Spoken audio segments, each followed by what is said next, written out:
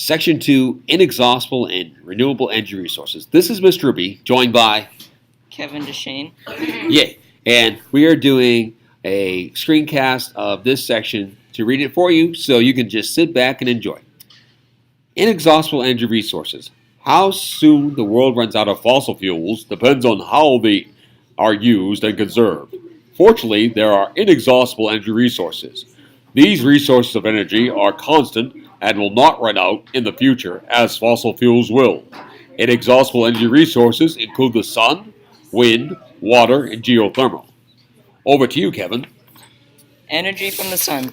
When you sit in the sun, walk into the wind, or sail against the ocean current, you are experiencing the power of solar energy. Solar energy is the energy from the sun. You already know that the sun's energy heats the earth and it causes circulation in the earth's atmosphere and oceans. Ocean currents and global winds are examples of nature's use of solar energy. Thus, solar energy is used indirectly when the wind and some types of moving water are used to do work. Very good, Kevin. Let me continue. People can use solar energy in passive ways or in active ways. South-facing windows on buildings act as passive solar collectors, warming exposed rooms. Solar cells actively collect from energy from the sun and transform into electricity. Solar cells were invented to generate electricity for satellites. Now they are also used to power calculators, streetlights, experimental cars. Some people have installed solar energies on their roof, as shown in Figure 11. Figure 11 shows a house in California. Have you been to California? No. Me neither. But there's a house in California with solar panels on it in our book. Page 76 starts with Figure 12 with a windmill. But Kevin, why don't you tell us about the disadvantages of solar energy? Solar energy is clean and inexhaustible, but it does have some disadvantages. Solar cells work less efficiently on cloudy days and cannot work at all at night. Some systems use batteries to store solar energy for use at night or on cloudy days. But it is difficult to store large amounts of energy in batteries. Worn-out batteries also must be discarded. This can pollute the environment if not done properly. Thank you, Kevin.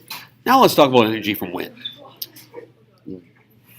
What is better to do on a warm, windy day than fly a kite? Have you ever flown a kite, Kevin? Yeah. Excellent. A strong wind can lift a kite high in the sky and whip it around. The pull of the wind is so great that you wonder if it will whip the kite right out of your hand. Wind is a source of energy. It is still used to power sailing ships. Windmills have used wind energy to grind corn, pump water. Today, windmills can be used to generate electricity. When a large amount of windmills are placed in one area for the purpose of generating electricity, the area is called a wind farm, as shown in Figure 12. Kevin, why don't you take over the rest of that? Wind energy has advantages and disadvantages. Wind is non-polluting and free. It does not harm the environment and produces no waste. However, a few regions of the world have winds strong enough to generate electricity. Also, wind isn't steady. Sometimes it blows too hard, and at other times it's too weak or stops entirely. For an area to use wind energy consistently, the area must be persistent wind that blows at an appropriate speed. All right. I hope anyone's all right from that crash in the back. Okay, good. Moving on to page 78, energy from wind. For a long time, water wheels steadily spun next to streams and rivers. The energy in the flowing water was powered by wheels that ground grain or cut lumber. More than a pretty picture, using a water wheel in this way was an example of micro-hydropower. Micro-hydropower has been used throughout the world to do work. Today's energy from running water is used to generate electricity. Electricity produced by water power is called hydroelectric energy.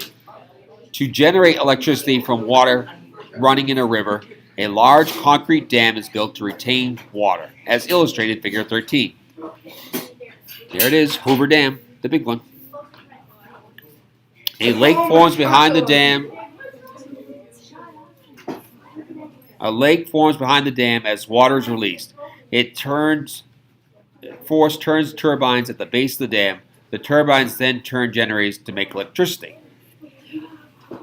At first, it might appear that hydroelectric energy does not create any environmental problems, and that water is used with little additional cost. However, when dams are built, upstream lakes fill with sediment and downstream erosion increases.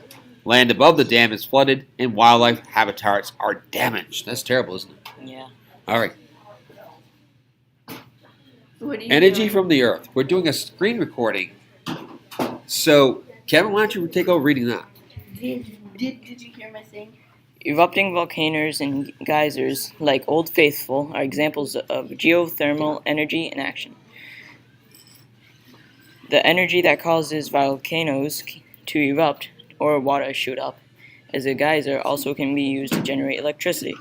Energy obtained by using hot magma or hot dry rocks inside the earth is called geothermal energy.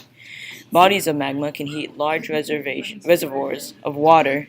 Geothermal power plants use steam from the reservoirs to produce electricity, as shown in Figure 14. A developing method of water becomes steam when it's pumped through broken, hot, dry rocks. The steam then is used to turn turbines, run generators to make electricity. The advantage of using hot, dry rocks is that they are found just about everywhere. Geothermal energy presently is being used in Hawaii and parts of the western United States. Thank you very much, Kevin. Also, geothermal energy is used to heat households in New England. Renewable energy resources. Energy resources that can be replaced in nature or by humans within a relatively short period of time are referred to as renewable energy resources. This short period of time is defined generally as being within a human's lifespan. For example, trees can be considered a renewable energy resource. As one tree is cut down, another can be planted in its place. The new tree might be left untouched or unharvested. You have learned that most energy used in the United States, about 90%, comes from fossil fuels, which are non-renewable energy resources. Next, you will look at some renewable energy resources and how they might fit into the world's total energy needs in the future. Can you start with biomass, Kevin? Yeah. A major renewable energy resource is biomass materials. Biomass energy derived from the burning organic materials such as wood, alcohol, and garbage. The term biomass is derived from the words biological and mass. Figure 15. Oh boy. Campfires. Have you ever been camping? Yeah. Me too. Burn wood to make a little fire. Excellent. Energy from wood. If you ever sat down around a campfire, hey folks, could you listen up while I'm doing this cast for you? So, thanks. Energy from wood. If you ever sat down around a campfire like campers shown in Figure 15, and want people to just have a seat instead of wandering around, thanks so much. Or close to a wood fireplace to keep warm, you have used energy from wood. The burning wood is released and stored solar energy as heat energy. Humans have long used wood as energy resource. Much of the world still cooks with wood. In fact, firewood is more widely used today than any other type of wood. There's also energy from alcohol, which is a biomass fuel, and then energy from burning garbage. If you'd like to read the rest of this yourself, thank you very much. Thank you, Kevin. You're welcome. Have a good day.